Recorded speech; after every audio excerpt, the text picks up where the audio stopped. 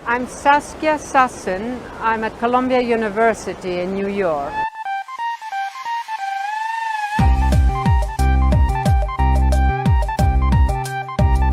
Now, it's true when you really look carefully that it's big cities. The actual cosmopolitanism often begins with very thick local cultures brought in by migrants, which then find their way, a long trip. First a level of ethnic food, ethnic theater, ethnic whatever. And then it actually becomes part of a rather abstract form of being, of conducting yourself, of understanding the world.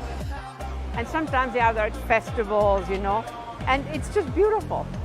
The US has had a tradition for the longest time of immigration. But they have a very distinctive manner, which is you want to come, you're welcome, but you're on your own. Usually it's a kind of laissez-faire, the ultimate form of laissez-faire. You can come, but we're not doing anything for you, nothing. London is a good example. Huge city, but it has 22 boroughs. Every borough has a main street, shops, so that people feel that this is like a neighborhood inside this huge city. And then, of course, there's a corporate center. That is a very good model. So I think the Congress that we have been at here is really wonderful because it is bringing in so many different perspectives. That is a challenge. And Europe has so many countries, and they're all struggling with the migration question. So this is very good, rather than just having experts, from one country.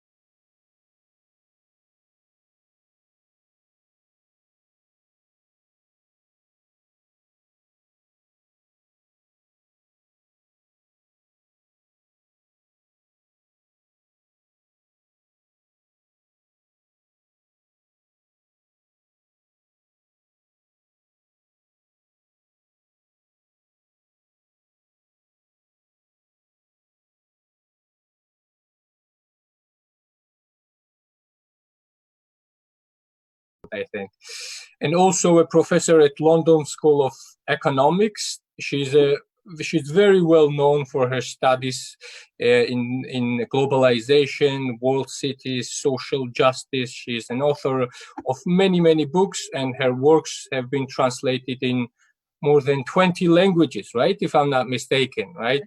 This is extraordinary, So I mean, I'm very honored to have a privilege, to sort of interview you, and also I would thank the university for giving us this opportunity, and obviously thank you because we're not privileged enough, in Georgia to have this kind of events and to have guests of your caliber, I would say, So thank you very much. It's my pleasure, really. So, to begin with, I mean, if you could, briefly, definitely, the topic of our discussion is, the problems that we human beings create ourselves, right? So, and you have, a lot of experience in that sense, and you've written books and articles, etc. And, if you could briefly, of course, you could also introduce yourself and you could introduce the topic, to give us basically your take on that. Well, I mean, I am a certain type of prof, in the sense that I have always fought for and kept my autonomy. Okay. And that meant, for instance, just as an example, that my first book got rejected by 12 publishers. Wow. I never gave up. The 13th publisher, a very good one, Cambridge University Press, took it. Now, the reason that book was rejected by those other publishers, first, that was my first book. I was not a known person. But it was that it didn't fit a single discipline. Because I was going transversal. I was cutting across these knowledge silos, that the academy has produced. I was a critic of that. So there were multiple reasons why this happened, but I love the story. 12 rejections. Most of my students, after the third rejection, they think they have a problem. I didn't. I thought the problem was the publishers. They were too afraid that this could not fit in a particular, modality. And so I mentioned that also because if there are young students, if you really believe in a project, don't give up. But it might take you 13 attempps, like it did with me. That is very encouraging. That is very encouraging. And it really became a classic, that book, anyhow. Wow, that is very, very encouraging, really. Yeah. I mean, if we can talk about, since we've mentioned, human-made problems, right? I've watched in one of the, interviews, you say that, systems, every system has a problem, especially, human-made, right? Systems have problems. I mean, and today, especially, we see this, coronavirus and pandemic. I mean, do you think that anything, anything would be changed after this? Would we have the same problems? I mean, we could also definitely discuss the problems, what we mean. But I mean, after the pandemic, do you think we'll still have it? Well, I mean, I think there are a few vectors in play here, right? It's not just one thing, it's several things. So first, we humans have long abused Mother Nature, is one way of putting it. Land, water, air. We have been negative presences very often, not only, but we have also been negative presences.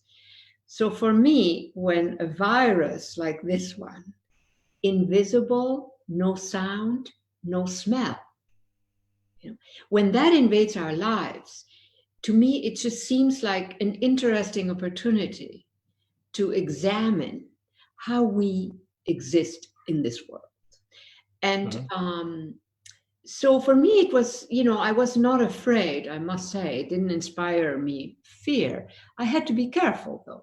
In other words, you become very aware, but you don't have to be terrified, nor need you make it the enemy. It's not the enemy. This is nature. And again, we may have enabled some of that mobility by destroying original sites, places where they used to thrive, and we killed them and put a big building there, whatever it might be. So it's like a way of learning, why not be open and say, okay, I am here confronting something different that I do not confront in my daily life. And what is it? And how should I relate to it? And what are the dangers and what are not dangers, but just whatever, our imaginations, that it might be dangerous. So that kind of a thing. Now, this can be dangerous. We know that, right? It can kill you. Well, we kill people, every day we kill people with cars. Yes. So killing, so absolutely extreme because it's that virus, careful, no. We are killing every day somebody, a child, a woman, a man, with our cars.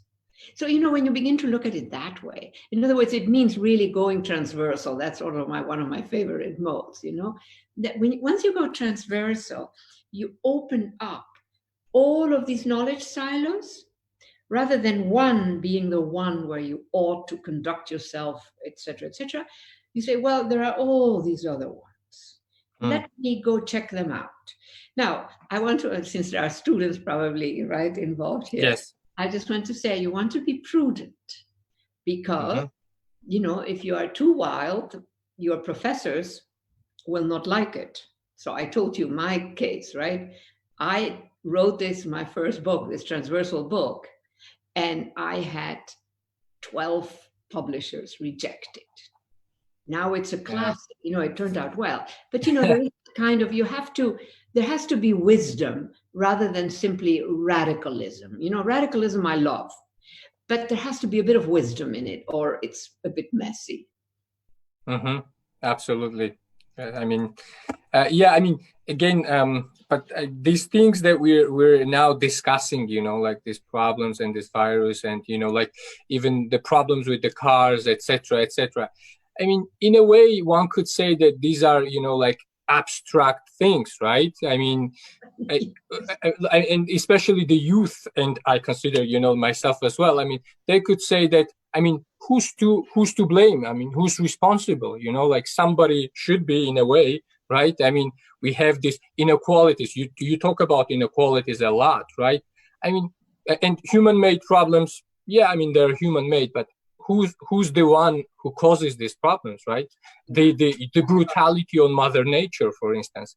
I mean, but this is what marks the way you are speaking. It really is a marker of these new generations that are old enough. They're not 12 years old. We're talking, to understand the damage that we have made and to want it in another way. For instance, back to the car story, which is one of these simple, straightforward stories. The fact that many young people nowadays who live in New York, they don't want to have a car. That is such a hassle to park it, the traffic. No, they want a bike. They want bike lanes, which is so much more reasonable. So you see that generation after generation, we are getting a bit better, I would say. When you see the food question, that's also always a very good indicator. In the United States, not in Europe, Europe has been different, but in the United States, the way people used to eat must have been one of the unhealthiest ways, just meat and potatoes, never greens.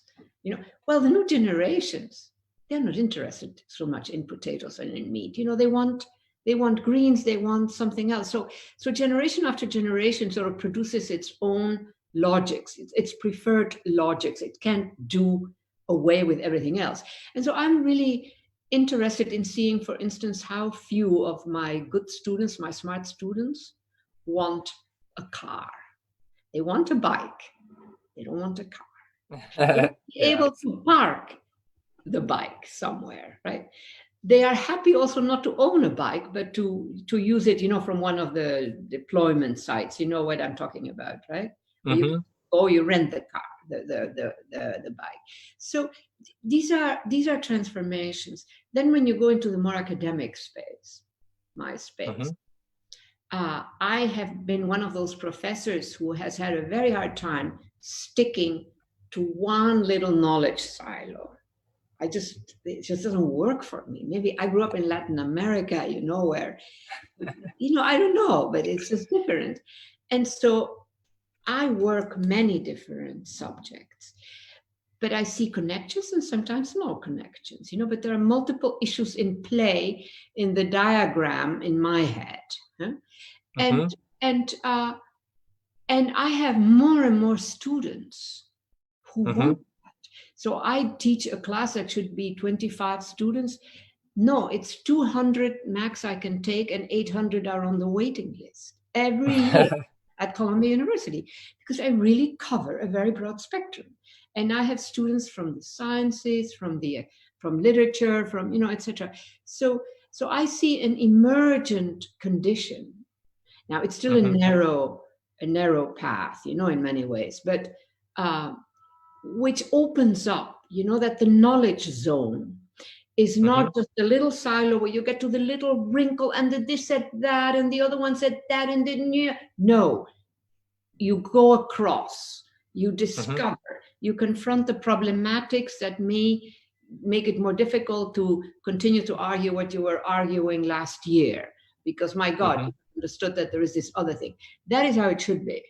We should have the courage to go a bit transversal, not completely, because you want a bit of erudite knowledge, requires that you really refine your understanding, that you specialize a bit, but it need not be what it has become in many situations, where if a student writes something that is outside whatever the little silo that the professor said, that student could be in trouble with their grade. I mean, that is ridiculous, that I just don't agree with that. I mean, if it's good work, if it's bad work, that's another matter. Yeah. Absolutely. Yeah, I understand totally. And once again, you're like, 800 people on the waiting list. So thank you very much. We appreciate your time again. My question is about, we're talking about, like individual things, but politically, what can be done to change the situation? And let me give you, the context of in the Georgian context. Like here we discuss a lot about, we talk about capitalism versus socialism, or like green politics, etc. I mean, especially the youth, like they're very active. They want to. We in New York do too, or in wherever we are. The students are interested in those subjects. Also here in the US. Yeah. Absolutely. And, they're motivated and energized, etc., etc. So, I mean, politically, what can be changed, to alter this situation, Well, look, I repeat, the simple example is the car, right? In the United States, you had to have a car. Today, people don't want it. Many of the young people don't want a car. It's a hassle, right? It takes time. You have to fix it. So that is just a simple example. Number two, people are far more interested in the environmental question than they are in, say, high finance. They want to know what's next.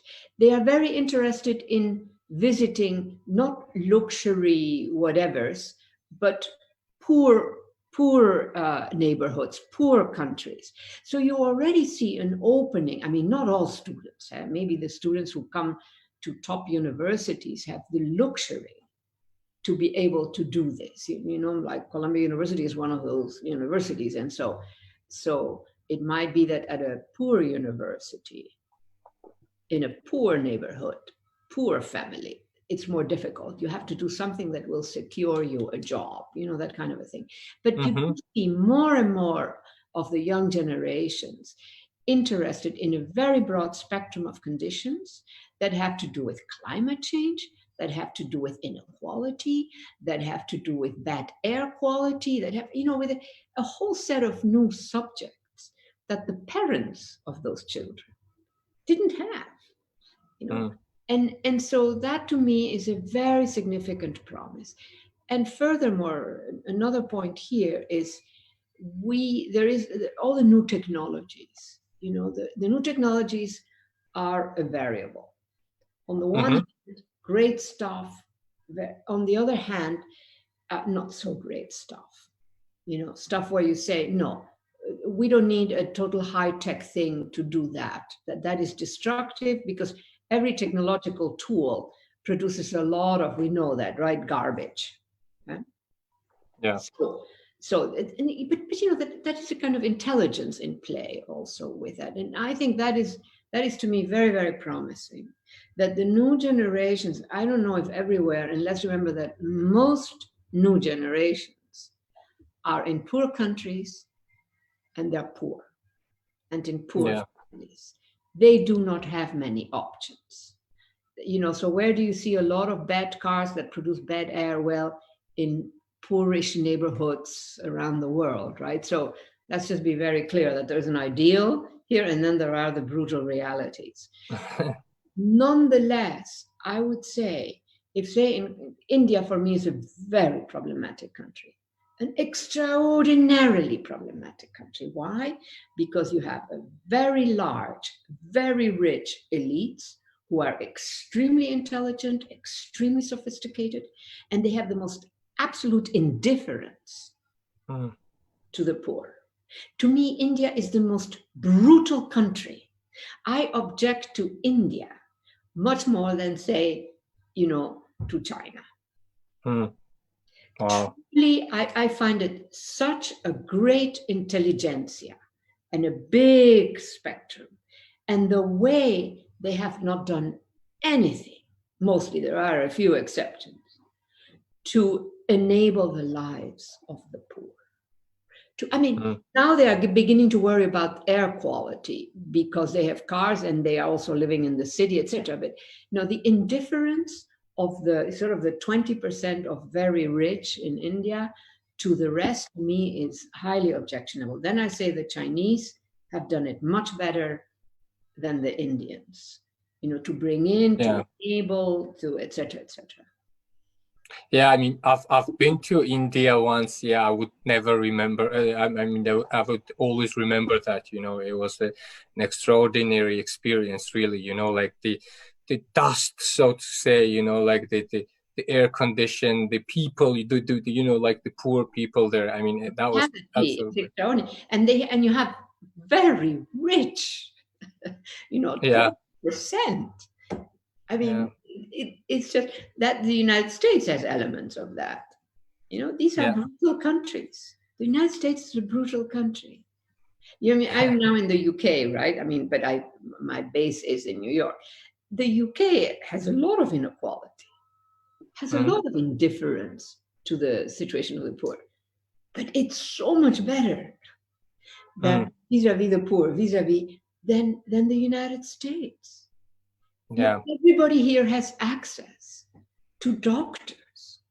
In the United States, 40% of the population doesn't have that. Wow. And if they have a medical situation, they'll have to pay millions sometimes. I mean, the costs are huge.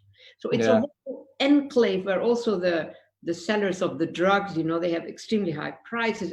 So it is like 40% of the population in the United States has good access, to partly because the universities do it, or they have money, or their farms, but the rest is in deep trouble. These to me are unacceptable conditions. Yeah. I still am very happy the United States, the good things the United States has are its good university. Yeah, definitely.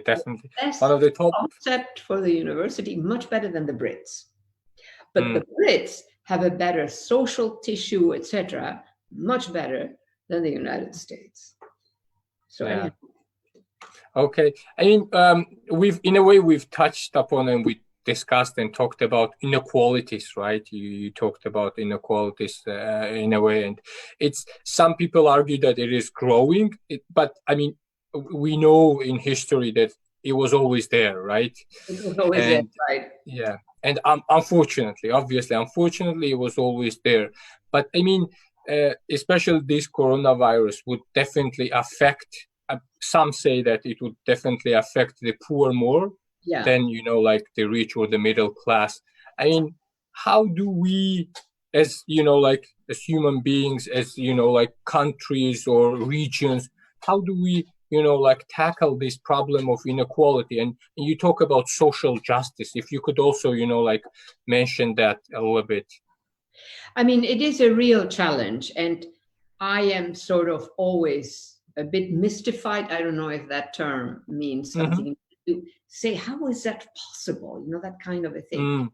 That the rich who are already very rich, I don't mean the super rich historically, have been donors. They have made a point, of supporting certain institutions that can also help the poor, etc. But it's sort of another stratum that finally made it into the rich class. And they are not about to share and to help the poor. Whereas the rich who have been rich, often for generations, it's part of the practice, the grandees in the United States and in Europe, they donated to public libraries, to whatever, that kind of a thing. So what we have right now is we have a whole new class that really starts in the 1980s, when we globalized, we privatized, a lot of privatizing in the West of economic activities that created a new type of wealth that included about 20%, 30%, in other words, not 1% or 2%. And there is where you see a kind of selfishness, a kind of indifference that is really alarming. And I'm sure you also have that in a country like India, where you have a rich class. It might come, however, with some different elements. Not that it is better or more generous, but it's sort of, so it exists in many different parts of the world, this intervening sector that makes it. They are not the elites, and they are selfish. as opposed to the nice middle classes, which are modest, often are the ones that are most likely to, give a little bit money to this effort, give a little money to that effort. That richer class, they don't even think about it. It's not that they say, oh, no, I'm not going to. No, they just don't think about it. They have managed to get there. So you have the modest middle classes who often made it from poverty, far more likely, in a case like the United States and Britain, they're far more likely to donate, little amounts, but to have a sense of, of connection still with those struggling, poorer classes. And that is another sort of interesting point, anyhow. So philanthropy in a way? Yeah. You talk about philanthropy in a way, Yeah, philanthropy. Philanthropy is one mode. There are other modes as well, where you just sort of make a point of helping, you give money, whatever. But philanthropy often, however, has also been a mode for the rich classes to cleanse themselves. You know what I mean by cleanse? In other words, we made all the money, but now we're generous. Yes. Yes. The utility function is different from when the modest middle classes give money to poorer households, because then it really is a bit of a sacrifice. Whereas when the rich, not the super rich, that's but that in between class, it's working for them also. Good, whatever. Yeah, I understand totally. I think we covered that subject. Yeah. But before we move to, urbanization and de-urbanization sort of thing, I want to ask you, since we're talking about inequalities, how much is that, linked with the housing issues, and you also talk a lot about, housing, because it's especially now, it's a very, very problematic issue, in Georgia, and it's very much linked to poverty. So, it would be interesting to hear your opinion on that. Well, first I want to say I recommend this film, right? Push. You know about the film? I know, yeah. But the documentary, right? Yeah, exactly. Where the housing representative for the United Nations, Leila Farahani, actually did an amazing job. She went to more than 17 countries, some rich countries, poor countries, and studied the housing question. And what she finds, and it's also a known fact, is that there is a kind of new housing poverty that we always have had poor. We always have had that. But there is a new kind of exploitation by powerful actors vis-a-vis buildings that were for poor people, that then they try to upgrade. They buy them up, they try to upgrade and make them for middle-class people, producing a crisis among those poorer families that had been living in those buildings and are then expelled, because once they upgrade those buildings, the new entrepreneurs, they raise the price. So we have sort of a catastrophic, that this is something that started 5 or 6 years ago in the West. And you see it in Europe, you see it in the United States, you see it in Canada.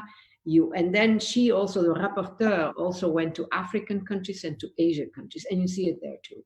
So this is a condition that is, of course, part of our modernity, the way we live, the needs we have, but that really cuts across a lot of countries, which is upgrading what were modest housing units, not so much little places, but big buildings, upgrading them enough that they can charge much more, and hence they have to expel those who had been living in those buildings. So it is a money-making operation. What is absolutely extraordinary, unbelievable, is that financiers are involved in this. This is not your old-fashioned local owner of a building who wants to make a bit more money, you know, that has been a strong presence in all our countries. No. This is top-level financiers who entered the market for housing for modest income people, buy those buildings, upgrade them, expel them all out because they can't afford it, and create, they don't have to be high luxury buildings, but they are certainly expensive, you know, and we did this film that I really recommend. You should just get a copy of it and show it, you know, that is simply called Push. At push, like push out, push people out. And the rapporteur is formidable. She is a very short woman, and she went and fought with people and went to all these different places. I mean, she has been really extraordinary. She didn't just sit in an office. Many rapporteurs, you know, they never leave their office, really. Yeah. A few trips, but no, she was really extraordinary. And the film is fantastic. It really is. I really urge you to. So anyhow, what she shows in this film is really how certain actors, very, very fancy, very high level, etc., types of firms, high finance firms, are going around buying up housing that can be that may be a little bit run down, but that can clearly be upgraded, and you can make much more money. And this is now happening in 17 countries. One firm, the leading firm, there are many other firms that are also moving into the business, but this one firm. And so in the film, Push, we hit that firm, which is very, very powerful firm, the most powerful financial firm.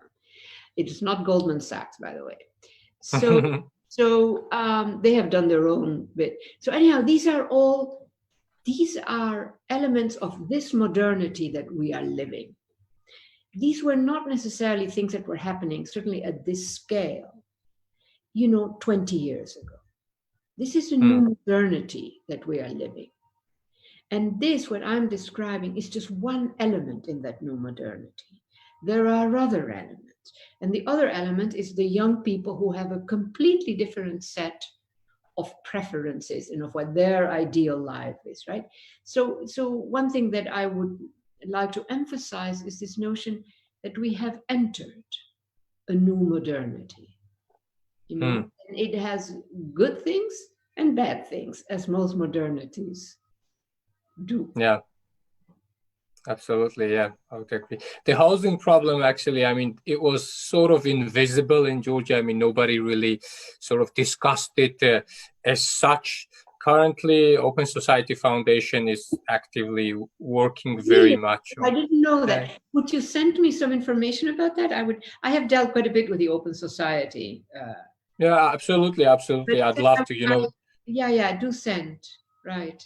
Absolutely. They have produced, you know, like policy papers and researches and stuff like that. So definitely, I would be glad to share with you. Saskia, we have, you know, a couple of questions on Facebook. I would be glad to share it with you. And then we could, you know, like move to urbanization. And then we could definitely, I mean, we cherish your time, you know, so I mean, we should be heading to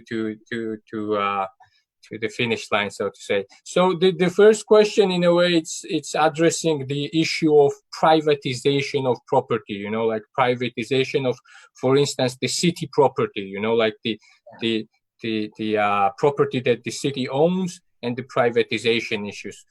You know, like, what would you say to that problem, whether it is a problem or not, you know? Yeah. Okay. Look, it is a problem. There was a time when the leadership of cities understood that if they don't protect housing for low-income people, that there would be a problem. And now the leadership in our cities, they are so overwhelmed with all the issues, you know, all the new rules, all the new laws, the police, the abuses that police do, that they are not about to wrap their brains around the housing question also.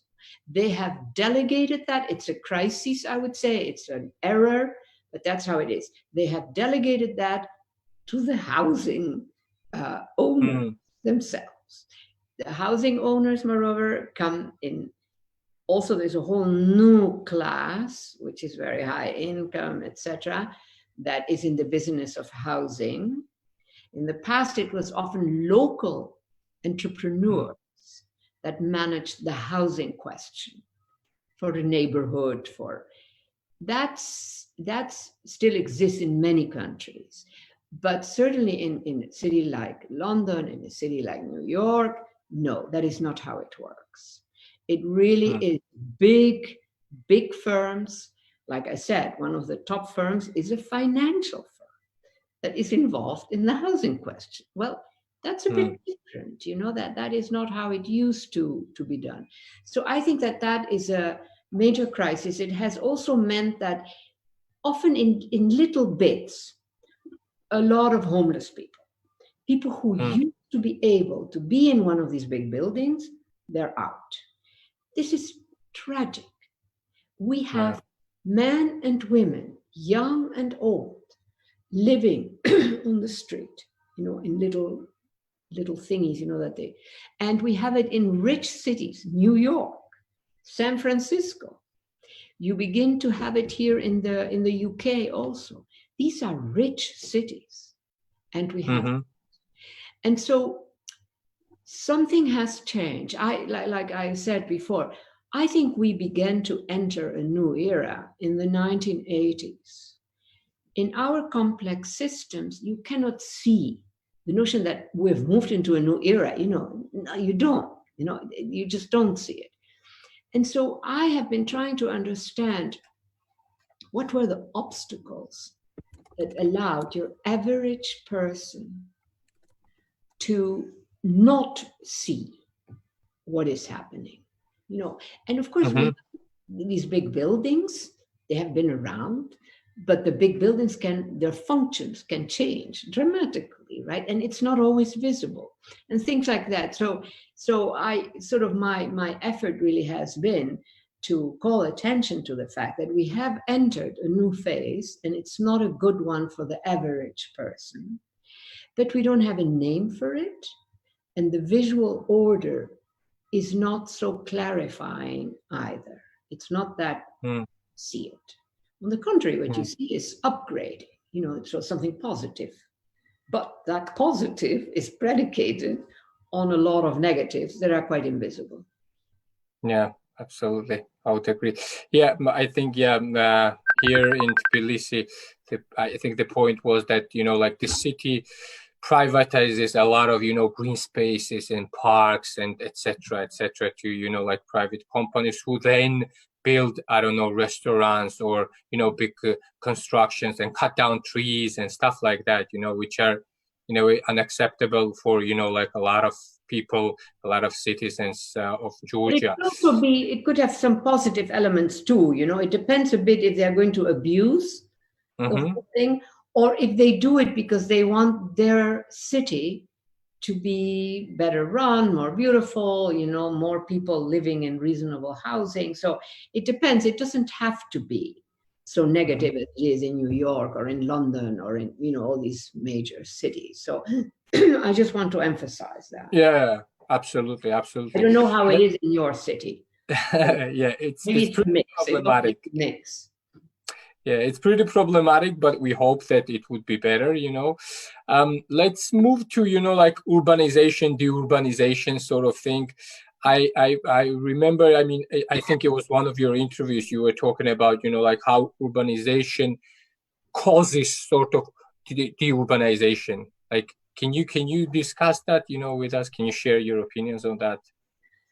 Well, I was probably thinking about some specific situations which are evident in major cities, not necessarily in small towns. That is always a big difference. So What's happening in major cities is that where before you had a lot of people, sort of middle-class people, middle-class lawyers, middle-class, all the professional classes, that many of them would be living in the centers of large cities. I'm not talking small towns. I'm talking like New York, London, Paris, you know. And that is something that today you have to be rich to live in the city center. That's one element. Second element, a type of new what I call an intermediate economy, which is linked to the globalizing of business. So you have in a city like New York, in a city like London, in Paris, you have these growing centers that concentrate a lot of highly specialized firms. We're talking hundreds of firms, yeah, that are sort of a networked system where if you are an entrepreneur who decides, I want to invest in that country and this in Latin America, in a Latin American country, in a whatever European country, in an African country, etc. Those firms that are there now, they can give you whatever you need. They will help you understand the currencies, the investment options, what is to be avoided, what are the problems, what are the good things, etc. And this is now a growing world. It really begins, you know, it begins like 20 years ago, 30 years ago.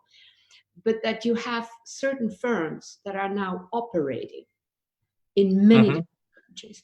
And they can go from Brazil to you know, something that is in Asia. It's not just one place. Now, for those firms to be doing that requires an extraordinary intermediate economy. That's an important phrase in my work, you know. It's an intermediate economy.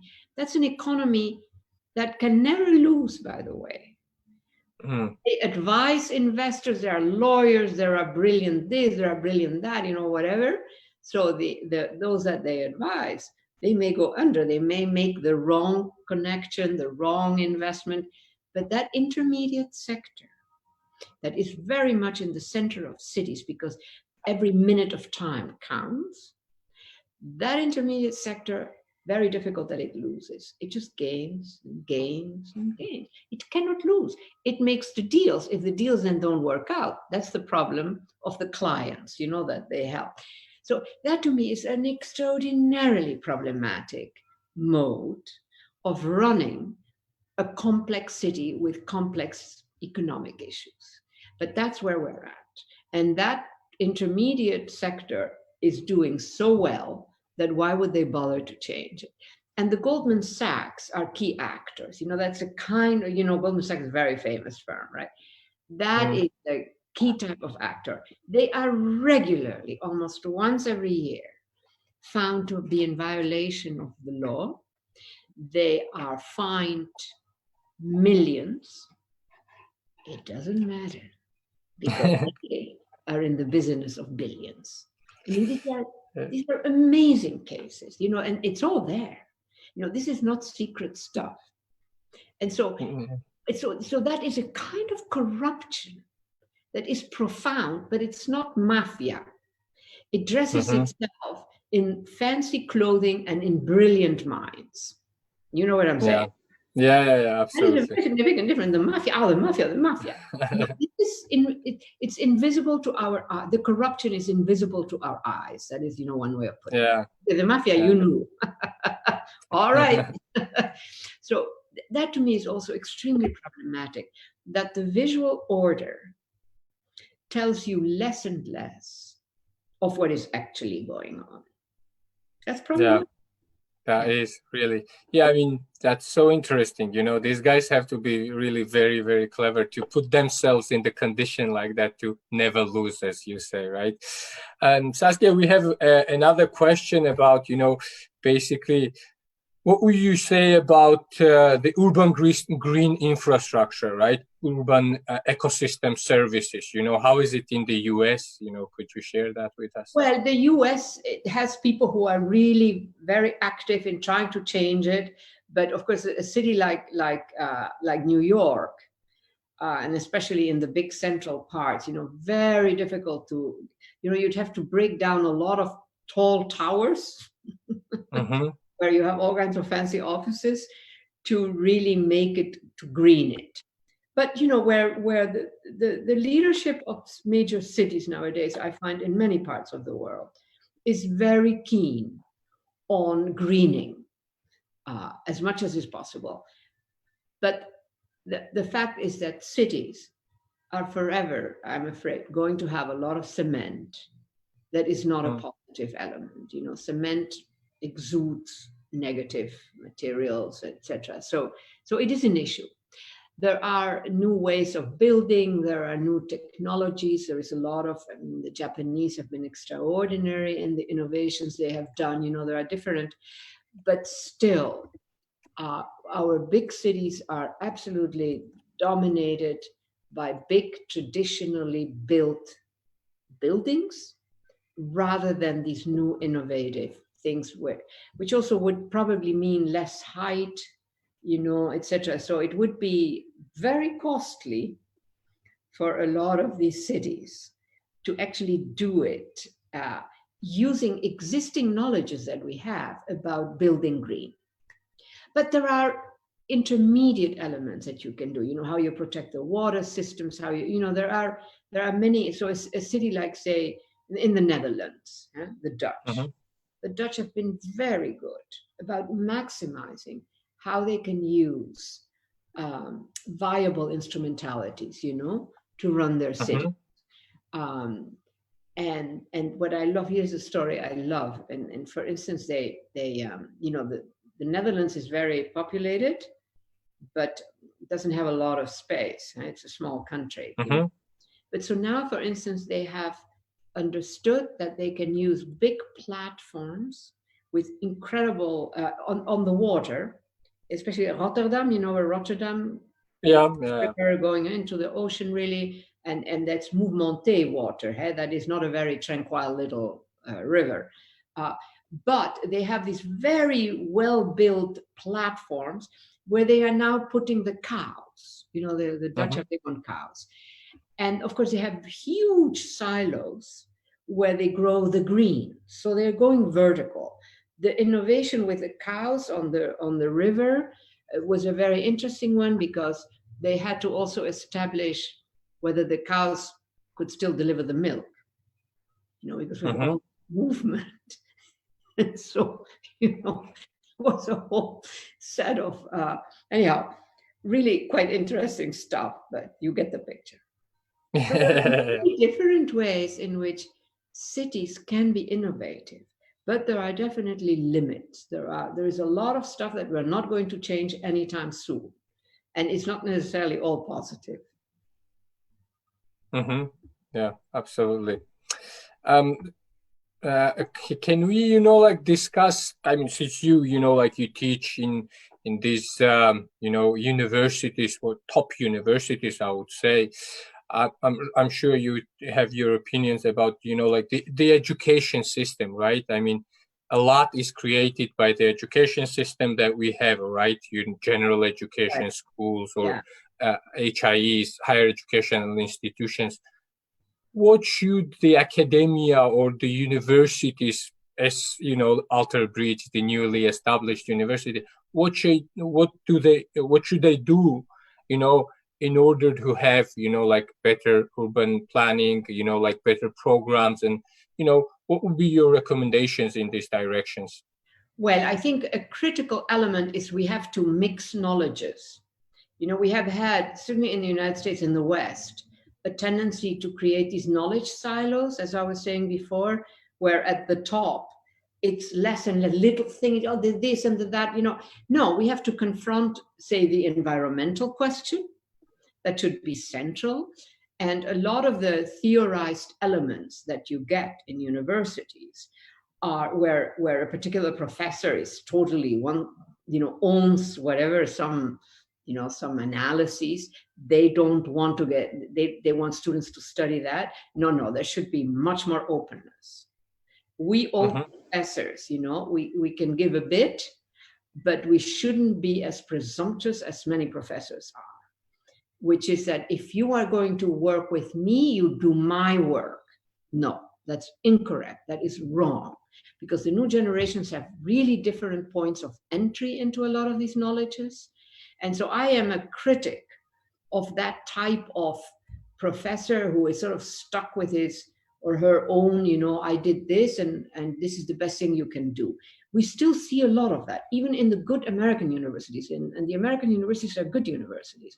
But it's just extraordinary how you have these profs. I mean, I'm a prof too, right? And I don't ask my students to do that. I say, on the contrary, go discover something, bring a transversal element that unsettles what I have argued, sort of that we open up the minds, that it's an engagement and we treat them as peers, as equals, rather than, oh, you can work on this little thing of my project. I think too many professors are that way. It's very problematic. Now, the United States, one of the best things that it has are its good universities, but even there you see it. And I think you see it in some countries, you see it quite a bit. Maybe your country, I don't know, but...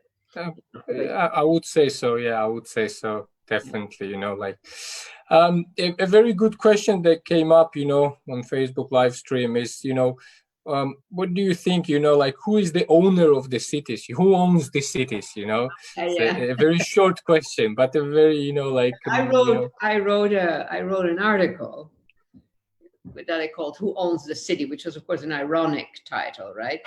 The whole point about a city is that it has multiple owners. There is no single owner. And that is very important. It is very important that there are multiple owners. So, and at the same time, there are entities that are also in the public domain, right? So it's a mix of forms of ownership, forms of, control, if you want also. It's never going to be perfect. I think most big cities cannot be fully managed.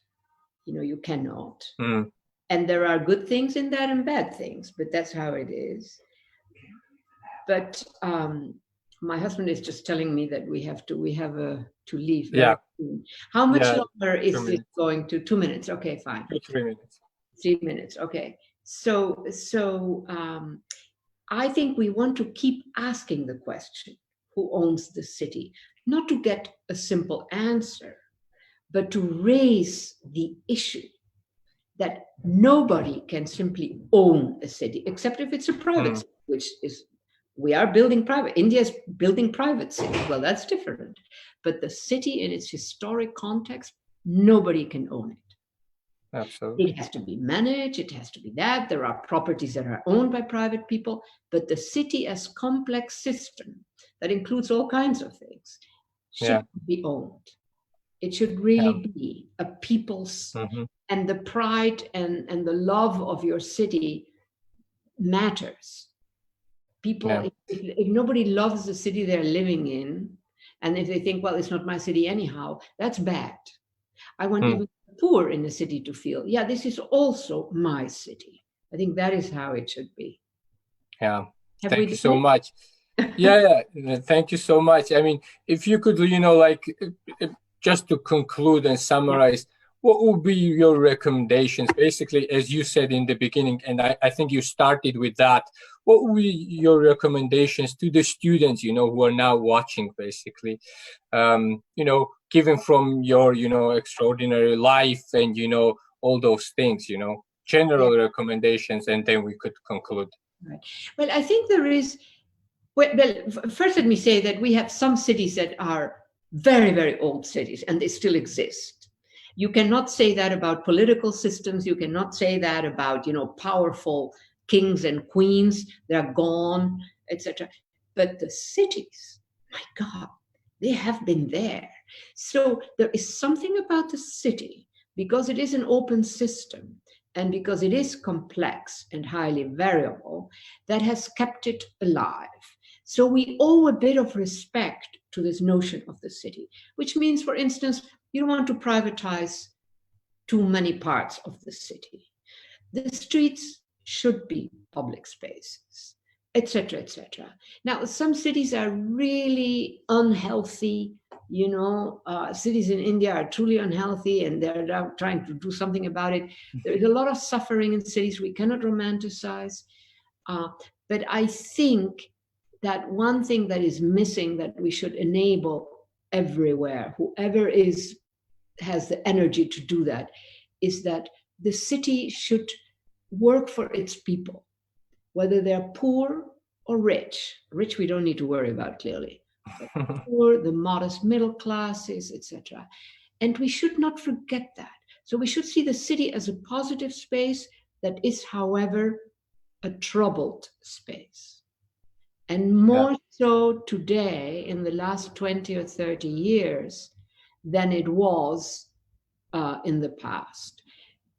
There is a fight ahead to protect the city as a public, open space. That is a fight that we're going to have to fight, not in all cities, but in many cities. The privatizing is out of control.